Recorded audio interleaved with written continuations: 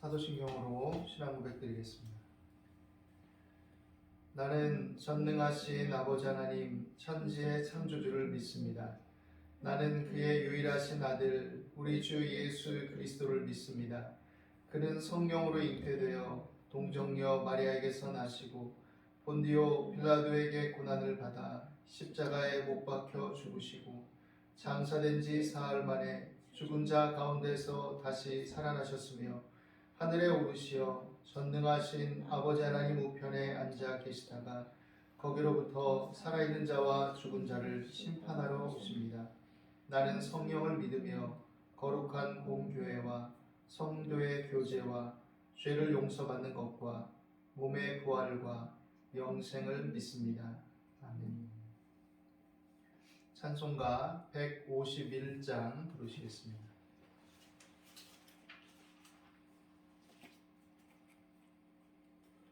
151장입니다. 만왕의 왕 내 주께서 왜 고초당했나. 이 벌레 같은 날 위해 그 보혈을 였네. 십자가 내가 처음 볼 때에 나의 맘에 큰 고통 사라져. 오늘 믿고서 내 눈 밝았네. 참 내 기쁨 영원하도다. 주 십자가 못 박힘은 속죄함 아닌가. 그 긍휼함과 그 은혜 말할 수 없도다. 십자가 내가 처음 볼 때에 나의 맘에 큰 고통 사라져. 오늘 믿고서 내 눈 밝았네. 참 내 기쁨 영원하도다. 늘으러도 그 큰 은혜 다 갚을 수 없네. 나 주님께 몸 바쳐서 주의 이름 쓰리. 십자가 내가 처음 볼 때에 나의 맘에 큰 고통 사라져. 오늘 믿고서 내 눈 밝았네. 참 내 기쁨 영원하도다. 기도하겠습니다. 사랑과 은혜가 풍성하신 하나님, 그 크신 은혜와 사랑에 감사와 찬송을 드립니다. 예수 그리스도의 십자가 대속의 은혜를 인하여서 우리를 구속하여 주시고 하나님의 자녀 삼으심을 인하여서 감사와 찬송을 드립니다. 하나님, 이 세상이 전부인 줄만 알며 이 세상에서 살다가 그냥 죽으면 그만인 것으로 생각하는 아버지 하나님, 우리의 허탄한 마음들을 물리쳐 주시고 또 아버지 하나님, 이 세상에서 이 세상뿐인 고로 소망이 이 세상에만 있다고 생각하여서 이리저리 치이고 방황하며 고뇌하며 절망하며 한숨 지을 수 있는 인생이오나 하나님의 은혜와 사랑 안에서 우리의 소망은 영원한 것이요 또 영원에 속한 것이요 또 인생의 본질이 하나님의 자녀됨 안에서의 완전한 회복과 치료에 있음을 우리로 알게 하셨사온즉 그 은혜와 사랑 안에서 우리가 살도록 이끌어주신 하나님의 은혜와 사랑에 다시금 감사와 찬송을 드립니다. 하나님, 창세전에 그리스도 예수 안에서 택하심을 따라 부르시고 또는 인류를 창조하시고 또 역사의 주관자로서 섭리 가운데 다스리시는 하나님께서 이 인간 세상에 우리의 삶 속에 적극적이고 또한 지혜로 침투해 들어오셔서 섭리 가운데 다스리시고 인도하심을 믿사오니 하나님을 알지 못한 우리 심령을 치료하시고 새롭게 하심을 인하여 우리로 하나님을 더욱 찬양하게 하여 주옵소서.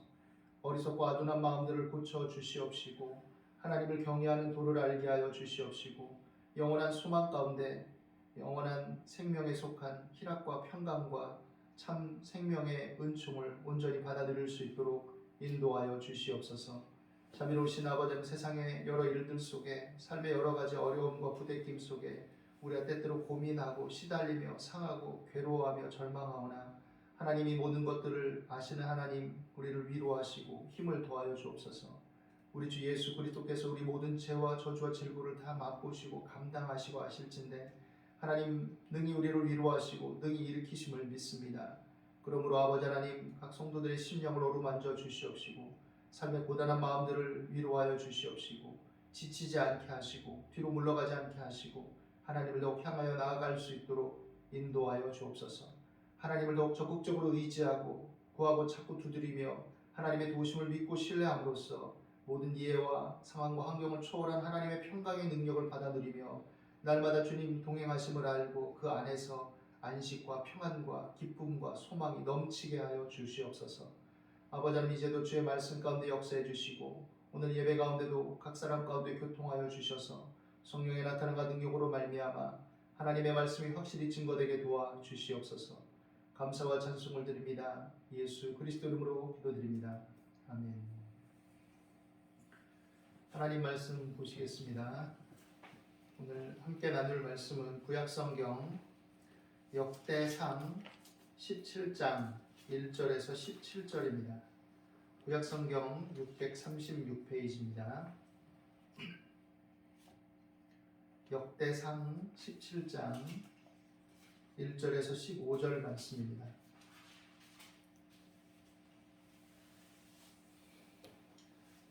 같이 읽겠습니다.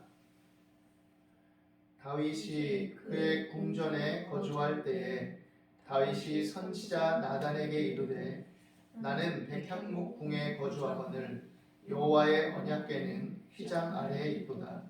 나단이 다윗에게 아뢰되 하나님이 왕과 함께 계시니 마음에 있는 바를 모두 행하소서. 그 밤에 하나님의 말씀이 나단에게 임하여 이르시되 가서 내 종 다윗에게 말하기를 여호와의 말씀이 너는 내가 거할 집을 건축하지 말라. 내가 이스라엘을 애굽에서 올라오게 한 날부터 오늘까지 집에 있지 아니하고 오직 이 장막과 저 장막에 있으며 이 성막과 저 성막에 있었나니 이스라엘 무리와 더불어 가는 모든 곳에서 내가 내 백성을 먹이라고 명령한 이스라엘 어느 사사에게 내가 말하기를 너희가 어찌하여 내 백향목 집을 건축하지 아니하였느냐고 말하였느냐 하고 또한 내 종 다윗에게 이처럼 말하라. 만군의 여호와께서 이처럼 말씀하시기를 내가 너를 목장 곧 양떼를 따라다니던 데에서 데려다가 내 백성 이스라엘의 주권자로 삼고 내가 어디로 가든지 내가 너와 함께 있어 내 모든 대적을 내 앞에서 멸하였은즉 세상에서 존귀한 자들의 이름 같은 이름을 내게 만들어 주리라. 내가 또 내 백성 이스라엘을 위하여 한 곳을 정하여 그들을 심고 그들이 그곳에 거주하면서 다시는 옮겨가지 아니하게 하며 악한 사람들에게 전과 같이 그들을 해치지 못하게 하여 전에 내가 사사에게 명령하여 내 백성 이스라엘을 다스리던 때와 같이 아니하게 하고 또 내 모든 대적으로 내게 복종하게 하리라. 또 내게 이르노니 여호와가 너를 위하여 한 왕조를 세울지라. 내 생명의 연한이 차서 내가 조상들에게로 돌아가면 내가 내 뒤에 내 씨 곧 내 아들 중 하나를 세우고 그 나라를 견고하게 하리니 그는 나를 위하여 집을 건축할 것이요 나는 그의 왕위를 영원히 견고하게 하리라. 나는 그의 아버지가 되고 그는 나의 아들이 되리니 나의 인자를 그에게서 빼앗지 아니하기를 내가 내 전에 있던 자에게서 빼앗음과 같이 하지 아니할 것이며 내가 영원히 그를 내 집과 내 나라에 세우리니 그의 왕위가 영원히 견고하리라 하셨다 하라. 나단이 이 모든 말씀과 이 모든 계시대로 다윗에게 전하니라.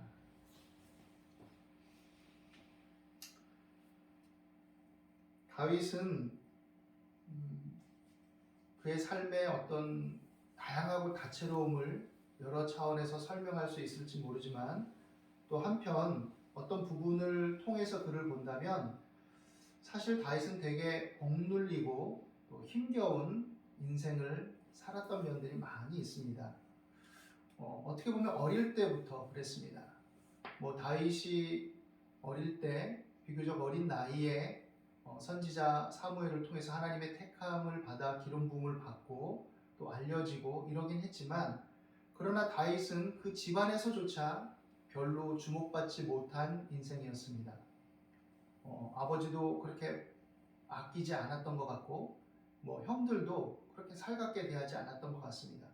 형들이 있음에도 어린 나이에 다윗의 특징적인 요소 중에 하나로 밖으로 내보냄을 받아서 양들을 치고 또 여러 일들을 감당했던 것을 보게 됩니다. 물론 그 당시에 목축을 하는 그런 상황 속에서 우리나라도 여러 옛날 농경 사회 때 보면 농업이 산업의 어떤 기반이었던 때를 보면 어릴 때부터 농번기에 농사일을 돕고 이러긴 했지만 다윗은 어쨌든 그렇게 내몰렸죠. 그런 상황 속에서 이제 다윗은 굉장히 두렵고 어렵고 힘겨운 경험들을 했고 또 맹수가 자기가 치는 양떼들을 공격하면 그 속에서 그것을 지키고 보호하기 위해서 절박하고 또 힘겨울 때들이 종종 있었을 것입니다. 그런데 이 모든 경험들이 다윗에게 유익이 된 것은 무엇이었냐면 나는 왜 이러지? 내 부모는 왜 이러지? 내 형제들은 왜 이러지? 내 주변은 왜 이러지? 라고 비교하고 원망하고 탓했기 때문이 아니겠죠. 당연히 하나님을 바라보고 하나님을 의지하여 자기 마음을 토로하고 그 도우심을 의지했기 때문에 하나님과 자신을 비교해 볼 때 자신은 무능하고 초라하고 아무것도 없지만 하나님은 전지전능하시고 능력의 하나님이시기 때문에 하나님은 자신의 조상 이스라엘 민족을 애굽의 대제국 애굽의 압제에서 건져내시고 홍해를 가르시고 또 가나안 거민들을 물리치고 그 땅에 오게 하신 하나님이시기 때문에 자신을 지키시고 보호하실 것이라는 믿음을 가지고 하나님을 의지했을 것입니다. 그리고 그 속에서 그는 하나님을 경험하고 맛보고 알게 되었던 것이죠. 그가 차기의 왕으로 기름 부음을 받고 또 그 이름이 알려지게 되었을 때조차도 다윗은 오히려 더 힘겨운 삶에 빠집니다. 사울 왕이 그를 시기하고 질투해서 한 나라의 왕이 일개 한 평범한 사람을 쉽게 말하면 잡아 죽이려고 혈안이 돼서 계속 추적하고 그렇기 때문에 쫓기는 인생이 되죠. 왕이 죽이려고 했으니 얼마나 극난한 어려움과 힘겨움이 있었겠습니까? 그래서 이리저리 떠돌고 이리 숨고 저리 숨고 또 먹을 것도 제대로 구하지 못해서 힘겨울 때도 있고 자기에게 찾아온 사람들은 다 상처받고 힘들고 어려운 사람들이 많이 오기 때문에 또 그 속에서 위로도 받고 또 함께 하지만 또 상처도 받고 힘겹기도 하고 스트레스도 받고 다양한 어려움들이 있었겠죠. 이 모든 것들을 다 극복하고 그 속에서 하나님과 동행함으로써 그는 감내해 나갑니다. 그리고 이제 완전한 어떤 전체의 왕으로 등극하진 않았지만 사울 왕이 죽은 이후에 왕으로서 그는 힘있게 서 나가는 기반을 맞이하게 되죠. 그러나 초기에 이스라엘을 통합하기 위한 어려움들이 남아 있습니다.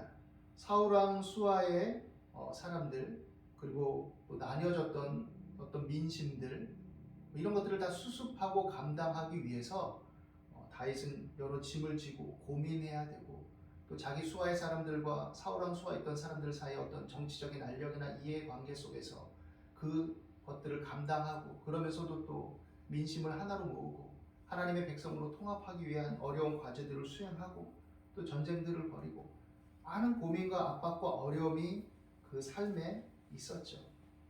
이런 과정들을 거치면서 다윗이 현실과 상황에 다른 사람과의 비교 의식 속에 여러 가지 압박과 고난 속에 허물어지지 않았던 것은 하나님을 향했기 때문입니다. 하나님.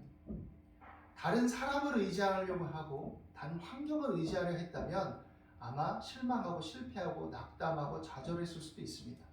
왜냐하면 사람은 한계가 있기 때문이에요.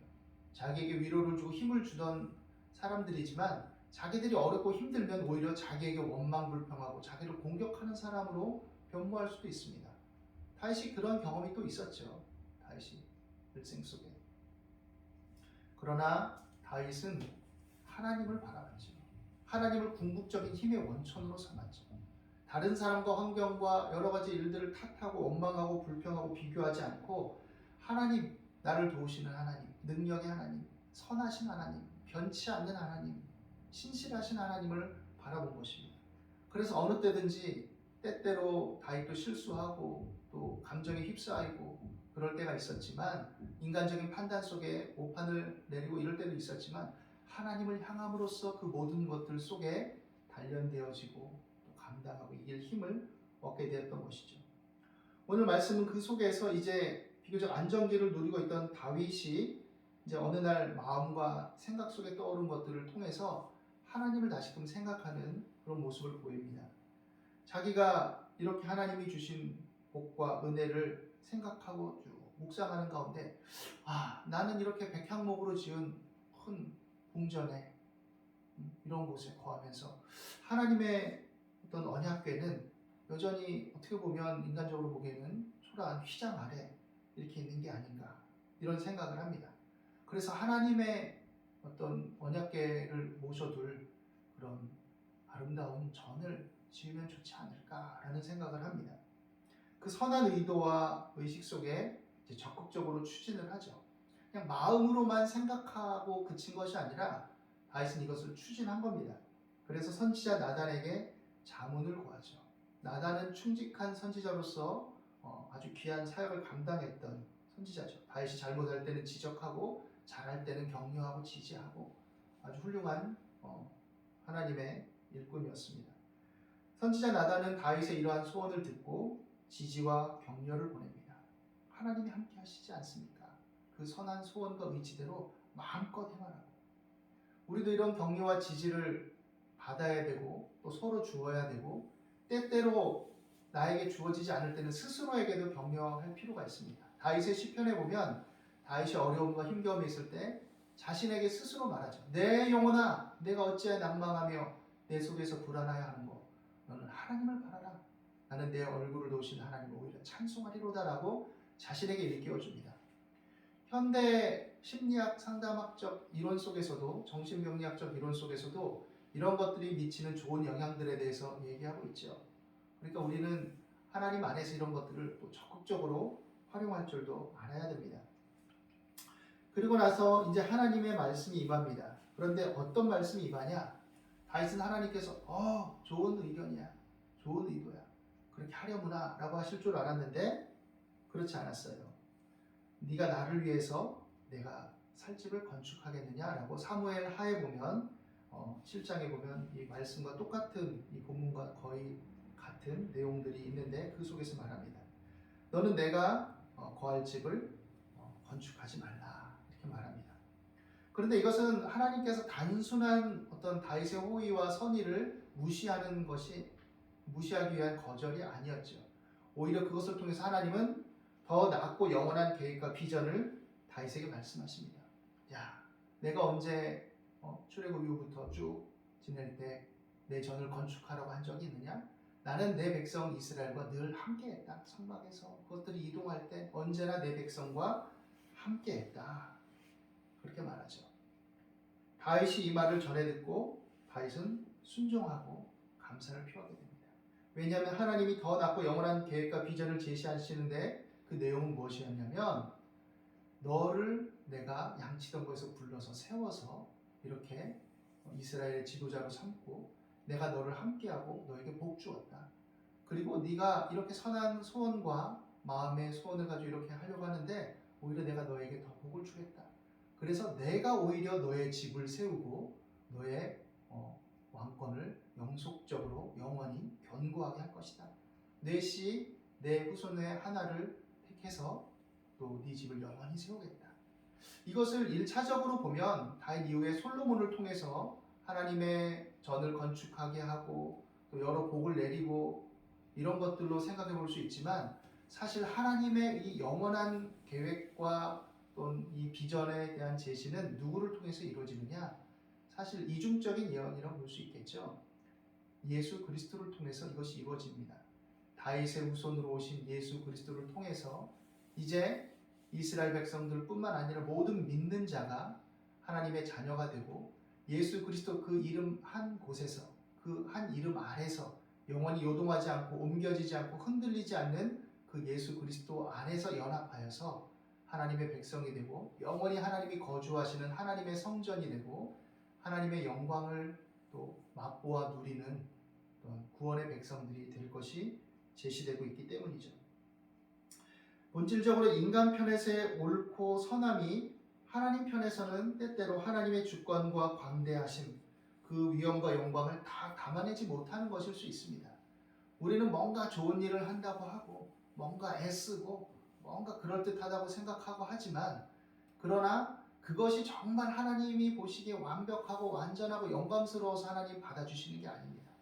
그러니까 우리는 때때로 완전주의의 어떤 위험에 어떤 그런 스트레스에 시달릴 필요가 없어요. 하나님은 우리 마음의 소원을 가지고 어린아이처럼 작고 또 부족하고 또 온전치 못한 소원일지라도 하나님을 향해 나아가고 뭔가 선한 의도를 가지고 이를 이루려 할 때 하나님은 그것을 기뻐하십니다. 그리고 때때로 그것이 불완전하다 할지라도 오히려 그 마음을 기뻐하시고 귀하게 여기셔서 오히려 하나님이 친히 그러한 마음과 소원과 행위들을 받아서 더 복되고 아름답게 발전시키시고 또 번성하게 하시고 하나님의 일을 이루는 귀한 통로와 도구로 삼으시는 거죠. 사무엘상에 보면 한나의 기도가 있죠. 유명한 한나의 기도. 사무엘 선지자의 어머니인 한나. 한나가 아이가 없었습니다. 그 당시에는 자식을 낳는 게 여러 가지 좀 복의 상징이고 또 영광이고 명예이기 때문에 아들을 낳지 못하니까 너무 근심했죠. 그렇기 때문에 하나님께 기도했습니다. 더군다나 그 남편의 다른 아내인 분인나가 자기를 자꾸 괴롭히니까 나도 아이가 하나 있었으면 좋겠습니다 라고 하나님께 간절히 아뢰죠. 한나가 기도한 것은 1차적으로 그냥 자식 낳고 싶다는 얘기입니다. 하나님, 나도 내 유업을 함께 전하고 나눌 그런 아들 하나 주세요, 이거예요. 그런데 하나님을 의지한 그 심정, 하나님을 향하는 그 마음을 인해서 하나님은 오히려 더 큰 일을 이루는 복과 비전의 통로로 삼으시죠.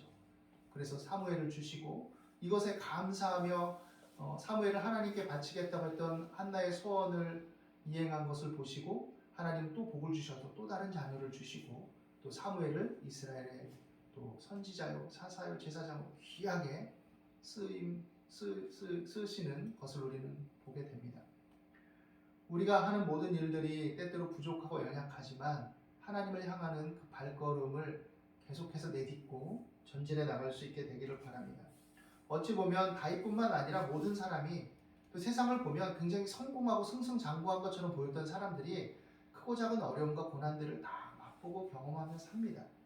그런데 중요한 것은 내 마음과 생각이 또 내 어떤 삶이 내 인격이 손상되지 않고 허물어지지 않기 위해서 하나님을 향하고 의지하며 나갈 때 하나님은 그 안에서 우리를 복되게 하시고 또 귀한 열매로 거두게 하신다는 것이죠.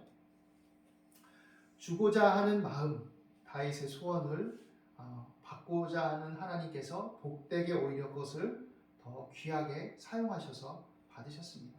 그리고 그것을 통해서 하나님의 함께 하심이 무엇인지, 하나님의 영광과 비전이 무엇인지를 더 확장하여 나타내 주시죠. 하나님의 영광과 임재의 상징이 하나님의 전이라면 이제 그것은 외부에 있는 것이 아니다라는 것을 오늘 이 말씀 속에서 전망하고 있고 우리는 받아 누리고 있는 것입니다. 보이는 인간의 어떤 영광과 보이는 인간의 건물과 보이는 인간의 어떤 행위로 하나님의 영광과 임재와 그 주권과 은혜와 거룩하심을 다 담아낼 수는 없습니다. 그래서 하나님은 눈에 보이는 가시적인 어떤 인간의 어떤 영광스러움으로 하나님의 어떤 초월적인 임재와 영광을 가리는 행위를 오히려 때로는 기뻐하지 않으십니다. 그래서 하나님은 이미 성막이라는 초라한 나름 의미와 가치가 있고 귀한 도구들이 사용되었지만 성막이라는 그 모습 속에 초라한 텐트 속에 임재하심을 통해서 하나님의 영광은 초라한 인간에게 임하시고 함께 하실 때 오히려 하나님 스스로 영광 받으시고 기뻐하시는 것이지 인간의 구조물이나 인간의 어떤 고안한 것으로 이루어지는 것은 아니다라는 것을 말씀하고 계신 것입니다. 인간의 죄와 하나님의 용서와 하나님과 인간과의 화해가 본질적으로 나타나는 장소인 성막이 상징하는 것은 바로 예수 그리스도 안에서 죄 사함 받고 하나님의 자녀가 된 하나님의 자녀들과의 연합입니다. 그래서 오늘날 우리가 그리스도 예수 안에서 하나님의 임재에 대해 감사하며 하나님의 용서와 은혜를 아는 마음으로 하나님과 삶 속에서 동행할 때 오히려 그것을 하나님은 기뻐하시는 것이고 오늘날로 말한다면 그것이 진정으로 하나님의 전을 건축하는 행위다라고 말할 수 있을 것입니다. 그래서 우리 마음밭을 가꾸고 하나님의 말씀으로 우리 마음을 채우고 또 하나님의 뜻을 따라 살아가는 이 삶의 어떤 하나님과의 동행의 발걸음이 오히려 하나님이 기뻐하시는 제사고 하나님이 기뻐하시는 건축이다라는 것을 알아야 될 것입니다. 우리가 살아가는 이 삶의 여러 가지 전개되는 일들 속에서 하나님과 교제하며 늘 힘을 얻게 되기를 바랍니다. 여러 일들이 때때로 삶에 분주하게 만들고 또 자신의 어떤 힘겨움들이 다가오는 것들이 절망감을 느끼게 만들고 하나님을 의지해서 무슨 소용이야? 하나님 바라보면 무슨 소용이야? 라고 말할 수밖에 없는 상황을 만들지라도 하나님과 교제하면 반드시 힘을 얻게 됩니다. 하나님을 바라보고 목말라하고 의지하면 하나님 반드시 손길을 내밀어 주십니다. 하나님 모든 이해와 상황과 환경을 초월해서 우리를 붙들어 주시고 인도해 주십니다. 하나님 보잘것없는 목동도 일으켜 세우시고 없는 것을 있는 것 같이 부르십니다. 무한하시고 광대하신 하나님은 작고 초라한 성막과 같은 내 안에도 다가오시고 또 함께 하십니다. 척박한 광야 같은 먼지 일으키는 그런 곳에서도 하나님은 함께 하시고 하나님의 백성들과 동행하시기를 원하십니다. 그렇기 때문에 다윗의 하나님은 나의 하나님이시라고 믿음을 갖게 되기를 바랍니다. 그리스도 예수 안에서 하나님은 모든 이해를 초월해서 우리와 동행하시고 함께 하시기를 기뻐하신다는 것을 믿고 따를 수 있게 되기를 바랍니다. 우리는 보잘것없고 별것 없는 걸 하나님께 구하고 아뢰일지라도 하나님은 그것들을 점점 확장하셔서 하나님 뜻에 복되게 사용하시기 위한 어떤 통로와 자원으로 삼아가신다는 것을 기억하게 되기를 바랍니다. 소자에게 내민 냉수 한 그릇이 하나님의 영광을 드러내는 손길이 되게 하시고 과부의 두 렙돈이 오히려 하나님의 공의와 하나님의 거룩하심을 증거하는 교훈이 되고 또 그 과부의 두 렙돈을 인해서 그 과부의 마음을 받으시는 거룩한 산제사의 표징이 된다는 것을 기억하게 되기를 바랍니다. 오늘 이 하나님의 말씀 안에서 우리가 날마다 주님을 가까이 하고 주님의 영광을 하나님의 인도하심 따라 사모하면서 하나님이 주시는 복을 받아 누리고 그것을 흐르게 하는 통로가 되시기를 예수 그리스도의 이름으로 간절히 축복합니다. 기도하겠습니다. 하나님 오늘도 우리와 함께 하심을 감사합니다. 여러 어려움과 압박들이 있을 때 사람과 비교하며 또 자괴감이나 자책에 빠지지 말게 하시고 환경과 상황을 바라보지 말게 하시고 오직 하나님을 바라보게 하여 주옵소서. 나는 부족하고 초라하고 추하나 하나님은 족하시고 풍성하시며 거룩하시고 존귀하시며 또 나는 비어있으나 하나님 나를 채우시는 하나님이신 것을 믿고 마음을 강하게 하며 담대히 하게 도와주옵소서. 하나님의 지혜와 아이디어를 구하며 하나님의 인도하심과 도우심을 입을 넓게 열어 구할 수 있도록 인도하여 주옵소서. 오늘도 하나님께서 함께 하심을 믿고 의지합니다. 감사하며 예수 그리스도 이름으로 기도드립니다.